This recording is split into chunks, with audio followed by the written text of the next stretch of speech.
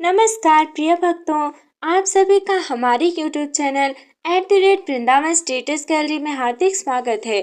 आज हम लेकर आए हैं ज्येष्ठ पूर्णिमा व्रत की संपूर्ण महाकथा।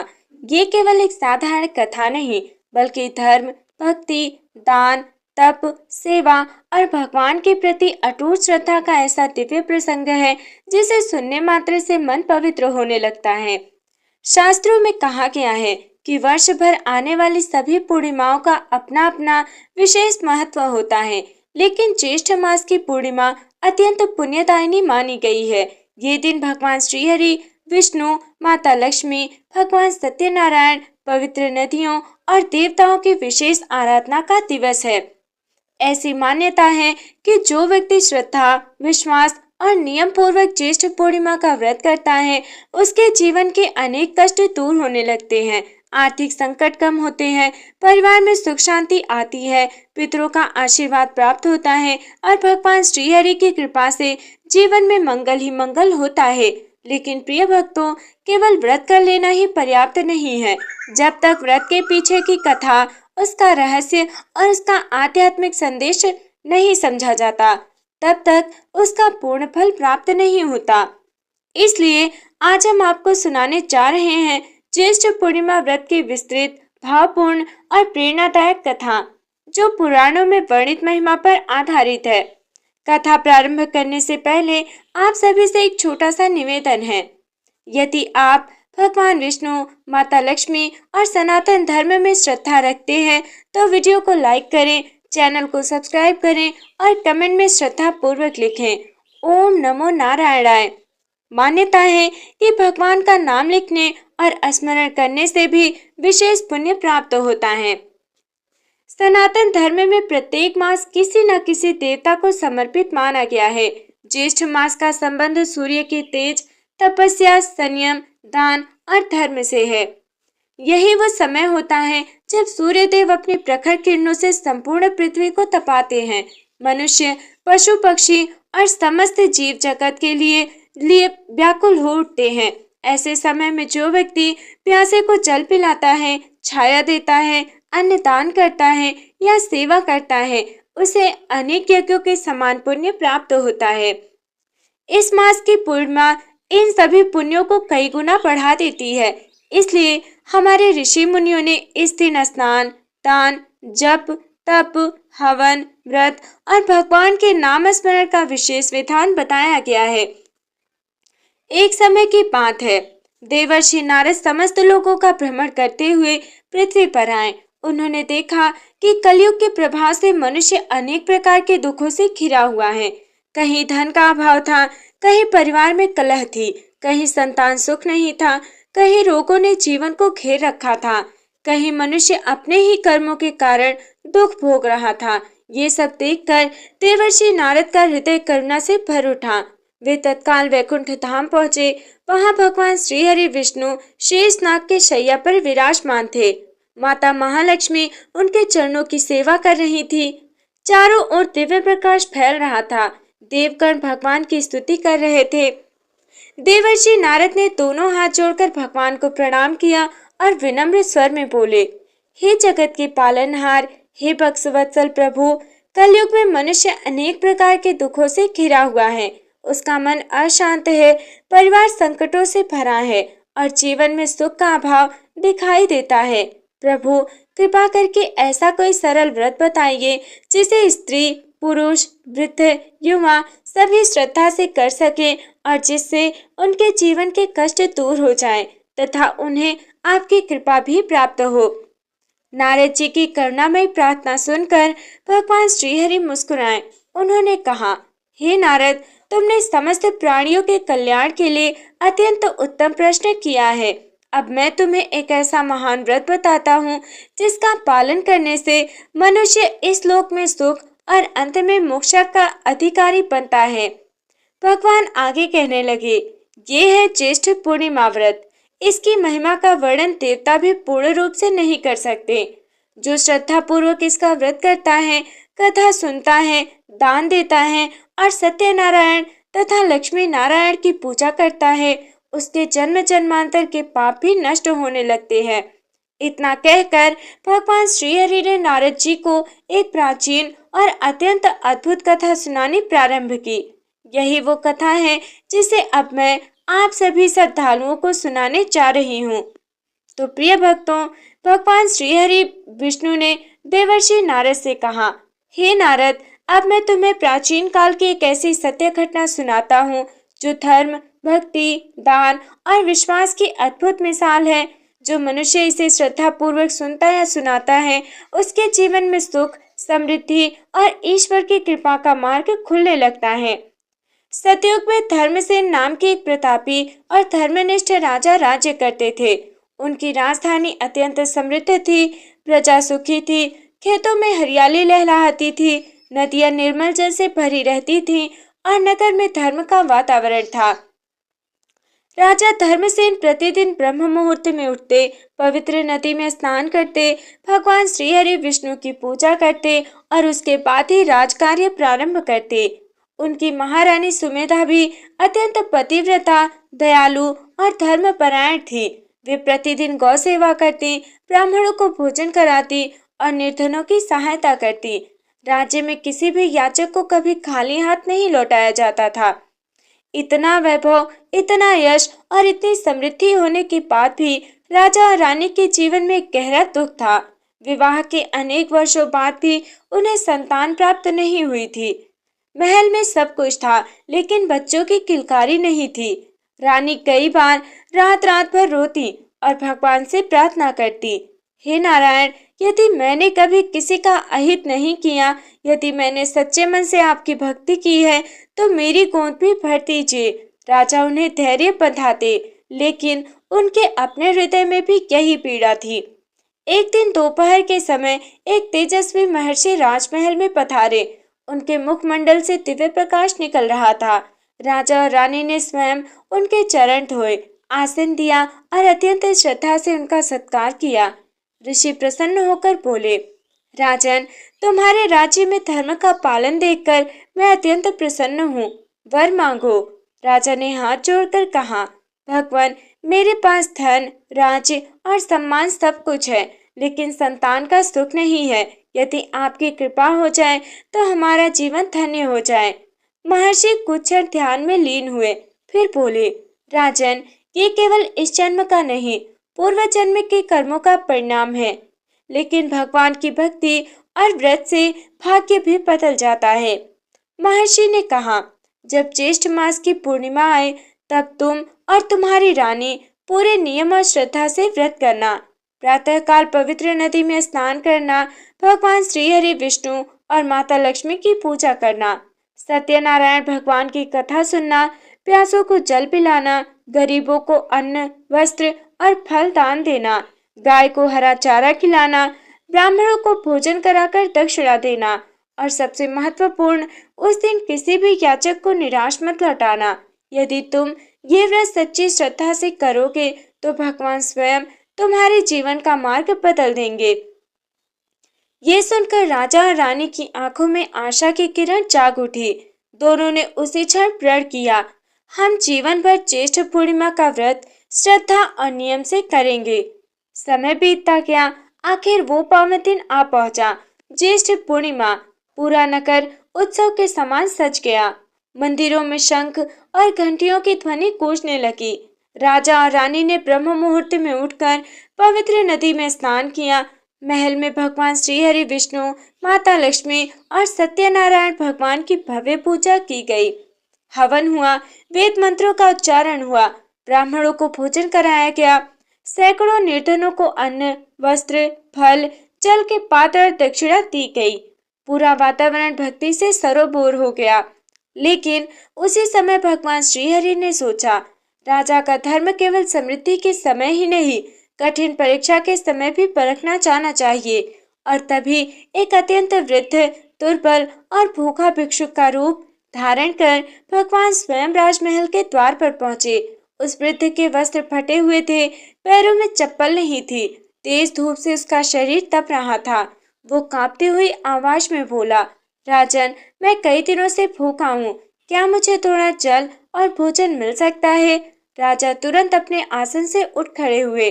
उन्होंने उस वृद्ध को बड़े सम्मान से भीतर बुलाया, लेकिन तभी महल के कुछ सेवक धीरे धीरे आपस में कहने लगे, आज तो हमारे आज तो हजारों लोगों को दान दिया जा चुका है। ये साधारण भिखारी है, इसे बाहर ही कुछ दे दिया जाए। क्या राजा सेवकों की बात मानेंगे? क्या वे उस अनजान वृद्ध को पहचान पाएंगे? क्या ये साधारण भिखारी वास्तव में स्वयं भगवान श्रीहरि हैं? इस अद्भुत और रोमांचक प्रसंग के साथ आगे बढ़ेगी ज्येष्ठ पूर्णिमा व्रत की दिव्य कथा। ओम नमो नारायणाय। प्रिय भक्तों, अभी आपने सुना कि ज्येष्ठ पूर्णिमा के शुभ अवसर पर राजा धर्मसेन और महारानी सुमित्रा ने पूरे विधि विधान से भगवान श्री हरि विष्णु, माता लक्ष्मी और सत्यनारायण भगवान का पूजन किया, दान दिया और सभी अतिथियों का सत्कार किया। उसी समय भगवान श्रीहरि ने उनकी परीक्षा लेने के लिए एक अत्यंत दुर्बल, वृद्ध और भूखे भिक्षुक का रूप धारण किया और राजमहल के द्वार पर पहुंचे। अब आगे की कथा सुनिए। जैसे ही राजा धर्मसेन की दृष्टि उस वृद्ध भिक्षुक पर पड़ी, वे तुरंत अपने सिंहासन से उठ खड़े हुए। उन्होंने स्वयं आगे बढ़कर उस वृद्ध का हाथ थामा और अत्यंत आदर के साथ कहा, बाबा, आप हमारे लिए अतिथि नहीं, स्वयं नारायण के समान हैं, कृपया भीतर पधारिए। राजा ने सेवकों से कहा, पहले इनके चरण धोए जाएं, फिर शीतल जल दिया जाए, उसके बाद इन्हें प्रेम पूर्वक भोजन कराया जाए। कुछ सेवकों को ये बात अच्छी नहीं लगी। उन्होंने सोचा कि राजा स्वयं एक साधारण भिक्षुक की सेवा क्यों कर रहे हैं, किंतु राजा ने उनकी ओर देखा और कहा, याद रखो, भूखे को भोजन कराना ही सबसे बड़ा यज्ञ है और प्यासे को जल पिलाना सबसे बड़ा दान। वृद्ध ने जल पिया, लेकिन भोजन करने से पहले राजा से कहा, राजन, मैं साधारण भोजन नहीं करूंगा। यदि तुम सचमुच धर्मात्मा हो तो पहले अपने हाथों से मुझे भोजन परोसोगे। राजा मुस्कुराए। उन्होंने बिना किसी संकोच के स्वर्ण थाल हटवाया और एक साधारण पत्तल मंगवाई। फिर अपने हाथों से खिचड़ी, रोटी, साग, फल और मिठाई उस वृद्ध के सामने परोसने लगे। वृद्ध ने फिर कहा, राजन, जब तक तुम मेरे पास बैठकर मुझे प्रेम से भोजन नहीं कराओगे, मैं अन्न ग्रहण नहीं करूंगा। राजा ने बिना किसी अहंकार के ऐसा ही किया। ये देखकर महारानी सुमित्रा भी वहां आ गई। उन्होंने अपने हाथों से पंखा झलना शुरू किया ताकि वृद्ध को गर्मी न लगे। फिर उन्होंने विनम्रता से कहा, बाबा, यदि भोजन में कोई कमी रह गई हो तो कृपया बताइए। वृद्ध की आंखों में आंसू आ गए। उन्होंने मन ही मन सोचा, धन्य है कि राजा और रानी जिनके मन में तनिक भी अभिमान नहीं है। भोजन समाप्त होने के बाद वृद्ध ने कहा, राजन, मैं बहुत थक गया हूँ, क्या आज की रात में यही विश्राम कर सकता हूँ? राजा ने तुरंत कहा, ये महल आपका ही है। लेकिन तभी मंत्रियों ने राजा से कहा, महाराज, आप किसी अज्ञात व्यक्ति को राजमहल में कैसे ठहरा सकते हैं? यदि ये कोई षड्यंत्र हुआ तो? राजा ने शांत स्वर में उत्तर दिया, जो ईश्वर पर विश्वास करता है वो भय में नहीं जीता। अतिथि का अपमान करना हमारे धर्म के विरुद्ध है। राजा की बात सुनकर सभी मौन हो गए। रात्रि का अंतिम प्रहर था। पूरा महल गहरी नींद में था, लेकिन राजा धर्मसेन की आंख अचानक खुल गई। उन्होंने देखा कि जिस कक्ष में वृद्धा विश्राम कर रहे थे वहां से अद्भुत प्रकाश निकल रहा है। राजा धीरे धीरे उस ओर बढ़े। जैसे ही उन्होंने द्वार खोला, वे आश्चर्य से स्तब्ध रह गए। वहां ना कोई वृद्ध था, ना कोई साधारण मनुष्य, बल्कि पूरे कक्ष में दिव्य प्रकाश फैला हुआ था। सुगंधित पुष्पों की वर्षा हो रही थी। शंख, चक्र, गदा और पद्म की दिव्य आभा चारों ओर चमक रही थी। राजा समझ गए कि ये कोई सामान्य घटना नहीं है। वे तुरंत भूमि पर दंडवत लेट गए और बोले, हे प्रभु, यदि आप कहीं हैं तो कृपा करके मुझे दर्शन दीजिए।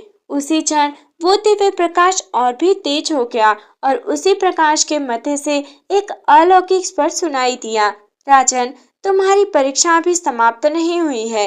राजा ने सिर झुकाकर कहा, प्रभु, मेरे प्राण भी आपके हैं, जो आज्ञा होगी वही करूंगा।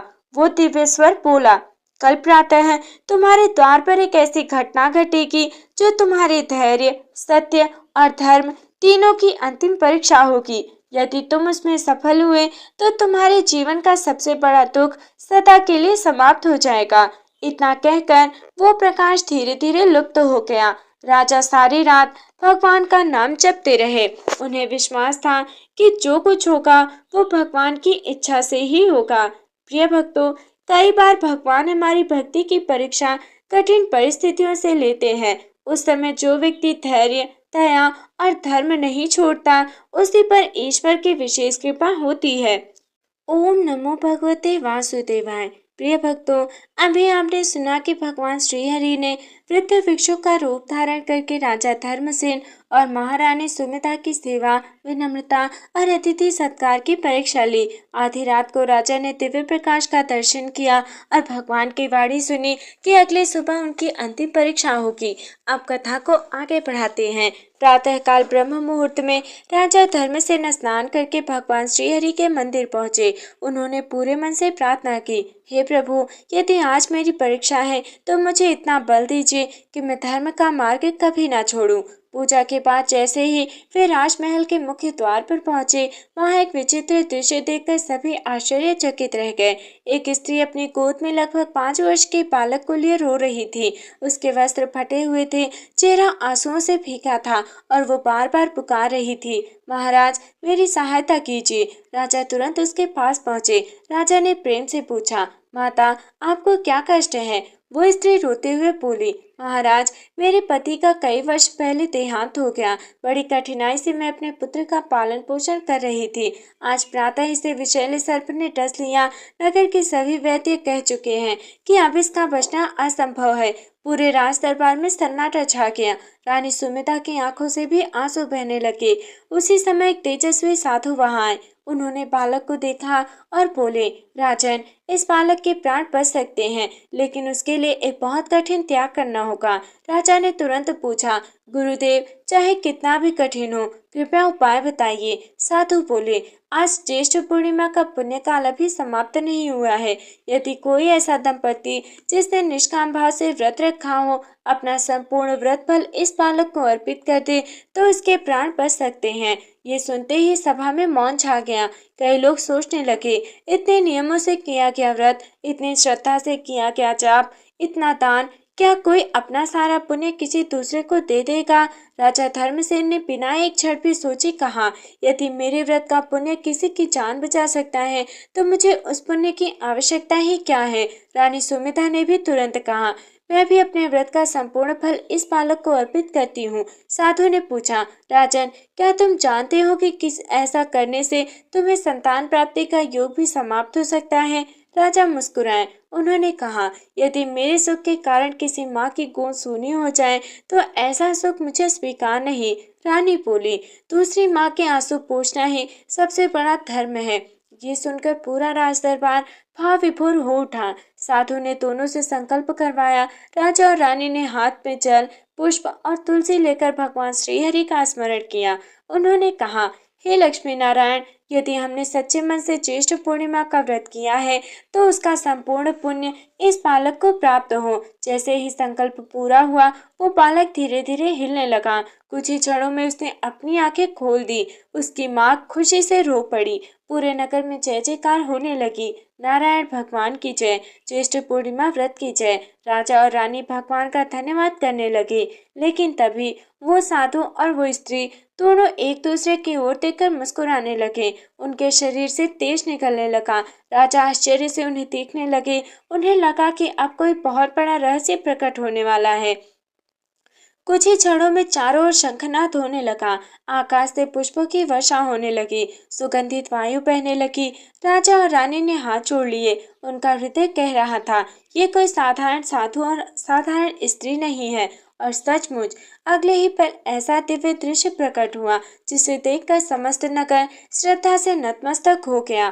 तो हे प्रिय भक्तों, ओम नमो भगवते वासुदेवाय। अभी आपने सुना कि राजा धर्मसेन और महारानी सुमित्रा ने बिना किसी स्वार्थ के अपने ज्येष्ठ पूर्णिमा व्रत का संपूर्ण पुण्य एक अनजान बालक को अर्पित कर दिया। उसी क्षण बालक जीवित हो उठा और पूरा राज दरबार भगवान के जय घोष से गूंज उठा। अब आगे की कथा सुनिए। जैसे ही राजा और रानी ने उस साधु तथा उस स्त्री की ओर देखा, उसके शरीर से दिव्य प्रकाश निकलने लगा। कुछ ही क्षणों में साधु का रूप बदलने लगा। उनके चार भुजाएं प्रकट हुई। एक हाथ में शंख, दूसरे में चक्र, तीसरे में गदा और चौथे में कमल सुशोभित था। उनके वक्षस्थल पर श्रीवत्स का चिन्ह चमक रहा था। गले में वैजंती माला थी। गरुड़ समीप खड़े थे। उनके चरणों के निकट स्वयं देवगण नतमस्तक थे। राजा और रानी समझ गए कि स्वयं भगवान श्रीहरि विष्णु हैं। उसी समय वो साधारण स्त्री भी दिव्य तेज से आलोकित हो उठी। वे कमल के समान सुंदर स्वरूप में प्रकट हुई। उनके हाथों में कमल सुशोभित था। वे थी जगत जननी महालक्ष्मी। पूरा राजमहल दिव्य प्रकाश से भर गया। आकाश से पुष्पों की वर्षा होने लगी। गंधर्व मधुर गीत गाने लगे। देवता भगवान की स्तुति करने लगे। भगवान के साक्षात दर्शन पाकर राजा धर्मसेन और महारानी सुमेधा की आंखों से अश्रुधारा बह निकली। दोनों भूमि पर दंडवत लेट गए। कंपित स्वर में बोले, हे प्रभु, आज हमारा जीवन धन्य हो गया। हमें ज्ञात ही नहीं था कि जिनकी हम सेवा कर रहे थे वे स्वयं आप थे। माता लक्ष्मी मुस्कुराई और बोली, राजन, सेवा वही सच्ची होती है जिसमें सामने वाले का परिचय नहीं बल्कि करुणा दिखाई देती है। भगवान श्रीहरि ने कहा, धर्मसेन, हमने तुम्हारी परीक्षा ली थी। पहले वृद्ध भिक्षुक बनकर तुम्हारे द्वार पर आए, फिर भूखे अतिथि बनकर तुम्हारी विनम्रता देखी और अंत में उस बालक के माध्यम से तुम्हारे त्याग की परीक्षा ली। तुम हर परीक्षा में सफल हुए। भगवान बोले, जो मनुष्य केवल अपने सुख के लिए धर्म करता है उसका पुण्य सीमित होता है, लेकिन जो दूसरों के कल्याण के लिए अपना सुख भी त्याग देता है उसके पुण्य की कोई सीमा नहीं रहती। तुमने बिना किसी स्वार्थ के अपने व्रत का संपूर्ण फल एक अनजान बालक को दे दिया। ऐसा त्याग देवताओं के लिए भी दुर्लभ है। राजा ने हाथ जोड़कर कहा, प्रभु, यदि मेरे इस छोटे से त्याग से किसी माँ की गोद भर गई तो यही मेरे जीवन का सबसे बड़ा पुरस्कार है। भगवान अत्यंत प्रसन्न हुए। भगवान श्रीहरि बोले, राजन, आज से तुम्हारे सभी दुख समाप्त होते हैं। तुम्हारे घर एक तेजस्वी धर्मात्मा और महान पुत्र जन्म लेगा। वो प्रजा का पालन करेगा, धर्म की रक्षा करेगा और तुम्हारे कुल का यश चारों दिशाओं में फैलाएगा। माता महालक्ष्मी ने कहा, तुम्हारे राज्य में कभी अन्न और धन की कमी नहीं होगी। जहाँ ज्येष्ठ पूर्णिमा के दिन श्रद्धा से मेरी और श्रीहरि की पूजा होगी, वहाँ मैं स्थायी रूप से निवास करूंगी। भगवान श्रीहरि ने आगे कहा, हे धर्मसेन, इस व्रत की महिमा अनंत है। जो मनुष्य इस दिन प्रातः स्नान करता है, भगवान का पूजन करता है, तुलसी अर्पित करता है, सत्यनारायण की कथा सुनता है, प्यासों को जल पिलाता है, अन्न दान करता है और सच्चे मन से ये कथा सुनता या सुनाता है, उसके जीवन के अनेक संकट दूर होने लगते हैं। उसके परिवार में सुख शांति आती है। दरिद्रता धीरे धीरे समाप्त होती है। संतान सुख, आरोग्य, यश और अंत में मोक्ष की प्राप्ति होती है। राजा और रानी भगवान की वाणी सुनकर बार बार उनके चरणों में प्रणाम करने लगे। इतने में देवर्षि नारद, जो इस संपूर्ण लीला को दिव्य दृष्टि से देख रहे थे, हाथ जोड़कर बोले, हे प्रभु, यदि कोई मनुष्य अत्यंत निर्धन हो, यदि उसके पास दान देने के लिए धन ना हो, यदि वो केवल श्रद्धा से आपका नाम लेकर ये व्रत करे, तो क्या उसे भी इसका फल मिलेगा? भगवान श्रीहरि मुस्कुराए। उन्होंने कहा, हे नारद, तुम्हारा ये प्रश्न कलयुग में असंख्य भक्तों के लिए अत्यंत महत्वपूर्ण है। फिर भगवान ने एक निर्धन ब्राह्मण की अद्भुत कथा सुनानी प्रारंभ की और उसी कथा से ज्येष्ठ पूर्णिमा व्रत की महिमा और भी स्पष्ट होती है। ओम श्री लक्ष्मी नारायणाय नमः। प्रिय भक्तों, अभी आपने सुना कि भगवान श्री हरि विष्णु और माता महालक्ष्मी ने राजा धर्मसेन तथा महारानी सुमेधा को दर्शन देकर ज्येष्ठ पूर्णिमा व्रत की अनंत महिमा का वर्णन किया। तब देवर्षि नारद ने भगवान से पूछा कि यदि कोई निर्धन व्यक्ति दान ना कर सके तो क्या उसे भी इस व्रत का फल मिलेगा? अब भगवान श्रीहरि उसी प्रश्न का उत्तर एक अद्भुत कथा के माध्यम से देते हैं। भगवान बोले, हे नारद, प्राचीन काल में एक छोटे से गांव में हरिदत्त नाम का एक ब्राह्मण रहता था। वो अत्यंत विद्वान था, वेदों का ज्ञाता था, धर्म का पालन करता था, लेकिन उसके पास धन बिल्कुल नहीं था। उसकी छोटी सी कुटिया थी जिसकी छत वर्षों से टपकती थी। पत्नी साध्वी और संतोषी थी। 2 छोटे बच्चे थे। कई बार ऐसा होता कि पूरे परिवार को दिन में केवल एक समय ही भोजन मिल सकता था, लेकिन इतनी गरीबी के बाद भी हरिदत्त ने कभी भगवान का नाम लेना नहीं छोड़ा। वो प्रतिदिन तुलसी के सामने दीपक जलाता और कहता, हे नारायण, यदि आपने मुझे धन नहीं दिया तो भी आपने मुझे आपका का नाम लेने का सौभाग्य दिया है, यही मेरे लिए सबसे बड़ा धन है। गांव के कुछ लोग उसका मजाक उड़ाते थे। वे कहते, इतनी पूजा पाठ करके भी तुम गरीब ही हो, तुम्हारे भगवान ने तुम्हें दिया ही क्या है। हरिदत्त मुस्कुराकर उत्तर देता, भगवान देर कर सकते हैं लेकिन अंधेर कभी नहीं करते। मुझे अपने प्रभु पर पूरा विश्वास है। उसकी पत्नी भी कहती, जिस घर में भगवान का नाम गूंजता है वो घर कभी निर्धन नहीं होता। कुछ समय बाद ज्येष्ठ मास की पूर्णिमा आई। गांव के सभी लोग बड़े उत्साह से पूजा की तैयारी करने लगे। कोई नए वस्त्र खरीद रहा था, कोई बड़े बड़े दान की व्यवस्था कर रहा था, कोई ब्राह्मण भोज की तैयारी कर रहा था। लेकिन हरिदत्त के घर में केवल थोड़ी सी जौ का आटा था, कुछ चने और एक छोटा सा दीपक था। पत्नी उदास होकर बोली, स्वामी, इस बार हम व्रत कैसे करेंगे? हमारे पास ना फल है, ना मिठाई, ना दान देने योग्य धन। हरिदत्त ने मुस्कुराते हुए कहा, देवी, भगवान वस्तुओं के नहीं भाव के भूखे हैं। यदि हमारे पास एक दीपक है तो वही पर्याप्त है। यदि हमारे पास तुलसी का एक पत्ता है तो वही सबसे बड़ा पुण्य है। यदि हमारे पास सच्ची श्रद्धा है तो वही सबसे बड़ा दान है। पत्नी की आंखों में आंसू आ गए। उसने कहा, आज मुझे समझ में आ गया कि सच्ची भक्ति संपत्ति नहीं है बल्कि भगवान पर विश्वास है।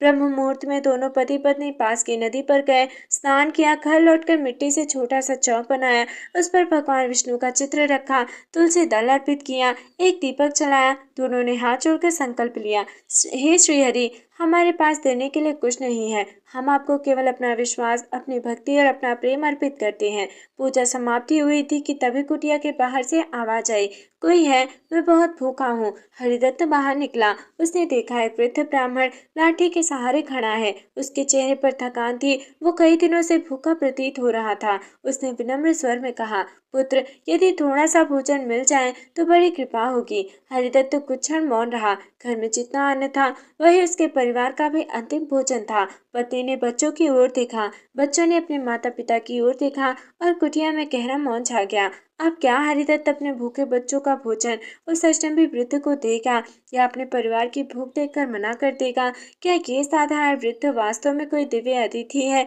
यहीं से भगवान श्रीहरि की एक और अद्भुत लीला आरंभ होती है। प्रिय भक्तों, इस कथा का संदेश है कि भगवान के दरबार में धन का नहीं, श्रद्धा, विश्वास और करुणा का मूल्य होता है। जो व्यक्ति विपरीत परिस्थितियों में भी धर्म नहीं छोड़ता, भगवान उसका साथ कभी नहीं छोड़ते। ओम नमो नारायणाय। प्रिय भक्तों, अभी आपने सुना कि निर्धन ब्राह्मण हरिदत्त और उनकी धर्मपत्नी ने अत्यंत अभाव में भी ज्येष्ठ पूर्णिमा का व्रत पूरे श्रद्धा भाव से किया। उनके पास ना धन था, ना भव्य पूजा सामग्री, फिर भी उनका विश्वास अटल था। पूजा समाप्त होते ही एक वृद्ध ब्राह्मण उनकी कुटिया पर भोजन मांगने आ पहुंचा। घर में जितना अन्न था वही उनके परिवार का अंतिम भोजन था। अब आगे की कथा सुनिए। हरिदत्त कुछ क्षण मौन खड़े रहे। उन्होंने अपनी पत्नी की ओर देखा, पति ने बच्चों की ओर देखा। दोनों बच्चे भी भूखे थे, लेकिन उन्होंने अपनी पिता की आंखों में दुविधा देख ली। तभी हरिदत्त का बड़ा पुत्र धीरे से बोला, पिताजी, आपने ही तो हमें सिखाया है कि अतिथि में भगवान का वास होता है। यदि आज हम अपने ही उपदेश को भूल जाएं, तो हमारी पूजा कैसे सफल होगी? अपने छोटे से पुत्र के मुख से ऐसी बात सुनकर हरिदत्त की आंखें भर आईं। पति ने भी मुस्कुरा कर कहा, स्वामी, यदि आज हमारा परिवार भूखा भी सो जाएगा तो कोई दुख नहीं, लेकिन हमारे द्वार से कोई भूखा लौटे, यह हमारे लिए सबसे बड़ा पाप होगा। हरिदत्त ने अपने घर में रखा सारा अन्न निकाल दिया। पति ने प्रेम से रोटियां बनाई, थोड़ा सा साग, चने और जल लेकर वृद्ध ब्राह्मण के सामने रख दिया। वृद्ध ने पूछा, पुत्र, क्या तुमने भोजन कर लिया? हरिदत्त ने विनम्रता से कहा, पहले अतिथि भोजन करेगा, उसके बाद यदि भगवान की इच्छा होगी तो हम भी कुछ न कुछ प्राप्त कर लेंगे। वृद्ध ने प्रेम पूर्वक भोजन किया। उनके मुख पर अद्भुत संतोष दिखाई दे रहा था। भोजन समाप्त होने पर वृद्ध बोले, पुत्र, मैं बहुत थका हुआ हूँ, क्या आज रात मुझे अपनी कुटिया में आश्रय दोगे? हरिदत्त ने तुरंत उत्तर दिया, ये कुटिया हमारी नहीं, भगवान की है, आपका स्वागत है। कुटिया इतनी छोटी थी कि 4 लोगों के बैठने की भी मुश्किल से जगह थी। फिर भी हरिदत्त और उनकी पत्नी ने अपना बिछौना वृद्ध को दे दिया। स्वयं वे और बच्चे मिट्टी के फर्श पर बैठकर भगवान का नाम जपने लगे। रात का अंतिम प्रहर था। अचानक पूरी कुटिया तीव्र प्रकाश से भर उठी। हरिदत्त की आंख खुली। उन्होंने देखा कि जहाँ वृद्ध विश्राम कर रहे थे वहीं से सुनहरी आभा निकल रही है। सुगंधित पुष्पों की महक पूरे वातावरण में फैल गई। वीणा की मधुर ध्वनि सुनाई देने लगी। हरिदत्त घबरा उठे। उन्होंने देखा वो वृद्ध अब वृद्ध नहीं थे, उनके स्थान पर 4 भुजाओं वाले दिव्य पुरुष विराजमान थे। हाथों में शंख, चक्र, गदा और कमल शोभायमान था। उनके चरणों में स्वयं गरुड़ नतमस्तक थे। हरिदत्त कांपते हुए भूमि पर गिर पड़े। वे समझ चुके थे स्वयं भगवान श्री हरि विष्णु उनकी कुटिया में पधारे हैं। भगवान मुस्कुराकर बोले, वत्स हरिदत्त, मैं तुम्हारी श्रद्धा से अत्यंत प्रसन्न हूँ। तुम्हारे पास धन नहीं था, फिर भी तुमने अपना सर्वस्व अतिथि को समर्पित कर दिया। तुमने भूख से भी अधिक धर्म को महत्व दिया। यही सच्ची भक्ति है। हरिदत्त की आंखों से अश्रुधारा बहने लगी। वे बोले, प्रभु, मेरे पास आपको देने योग्य कुछ भी नहीं था। जो कुछ था वो भी आपका ही दिया हुआ था। मैंने तो केवल आपका ही अर्पण आपको लौटा दिया। भगवान अत्यंत प्रसन्न हुए। भगवान बोले, बस आज से तुम्हारे घर में कभी अन्न का अभाव नहीं होगा। तुम्हारे परिवार पर माता लक्ष्मी की विशेष कृपा हो रहेगी। तुम्हारे घर आने वाला कोई भी अतिथि कभी निराश नहीं लौटेगा। और जो भी श्रद्धा पूर्वक ज्येष्ठ पूर्णिमा का व्रत करेगा, मेरी ये कथा सुनेगा और अपनी सामर्थ्य के अनुसार दान करेगा, मैं उसके जीवन के संकटों को धीरे धीरे दूर करूंगा। इतना कहते ही भगवान ने अपने कर कमलों से हरिदत्त के सिर पर हाथ रखा। उसी क्षण कुटिया दिव्य प्रकाश से जगमगा उठी। जहाँ पहले खाली पात्र रखे थे वे अन्न से भर गए। सूखे घड़े शुद्ध जल से भर गए। टूटी हुई कुटिया भी पहले से अधिक सुंदर दिखाई देने लगी। लेकिन सबसे बड़ा परिवर्तन हरिदत्त के हृदय में हुआ। उसे अनुभव हो गया कि भगवान का सबसे बड़ा प्रसाद धन नहीं बल्कि उनकी कृपा है। भगवान ने कहा, हे हरिदत्त, याद रखना, कलयुग में जो मनुष्य अहंकार छोड़कर श्रद्धा से मेरा स्मरण करेगा, मैं स्वयं उसके जीवन में किसी न किसी रूप में अवश्य आऊंगा। इतना कहकर भगवान श्रीहरि अंतर ध्यान हो गए। हरिदत्त और उनका परिवार देर तक उसी स्थान पर बैठकर भगवान का नाम जपता रहा। सुबह जब गांव वालों ने ये चमत्कार देखा तो सब आश्चर्यचकित रह गए। हरिदत्त ने किसी से अपने चमत्कार अभिमान नहीं किया। उन्होंने केवल इतना कहा, ये सब ज्येष्ठ पूर्णिमा व्रत की महिमा और भगवान श्रीहरि की कृपा है। तो हे प्रिय भक्तों, ज्येष्ठ पूर्णिमा व्रत की ये पावन कथा यही पूर्ण होती है। हम प्रार्थना करते हैं कि भगवान श्री हरि विष्णु और माता महालक्ष्मी की कृपा आप सभी के जीवन में सदैव बनी रहे। यदि आपने इस कथा को पूरे श्रद्धा भाव से सुना है तो कमेंट में अवश्य लिखें ओम नमो नारायणाय और अपनी मनोकामना भी लिखें। हम भगवान श्री हरि से प्रार्थना करेंगे कि आपकी सभी शुभ इच्छाएं पूर्ण हो। यदि ये कथा आपको पसंद आई हो तो वीडियो को लाइक करें, अपने परिवार और मित्रों के साथ शेयर करें ताकि अधिक से अधिक लोग इस पावन कथा का श्रवण कर सके और इसका पुण्य प्राप्त कर सके। यदि आप हमारे चैनल @वृंदावन स्टेटस गैलरी पर पहली बार आए हैं तो सब्सक्राइब अवश्य करें और बेल आइकन दबा दें ताकि सनातन धर्म, व्रत, त्योहार, पौराणिक कथाएं, मंत्र, आरती और भक्ति से जुड़े सभी नए वीडियो सबसे पहले आप तक पहुंच सके। अंत में आइए सभी मिलकर भगवान श्री हरि का स्मरण करें। ओम नमो भगवते वासुदेवाय। ओम नमो नारायणाय। श्री लक्ष्मी नारायण भगवान की जय। तुलसी माता की जय। सनातन धर्म की जय। मैं हूँ सौम्या पंडित। आप देख रहे हैं @वृंदावन स्टेटस गैलरी। राधे राधे। जय श्री हरि। जय श्री कृष्ण।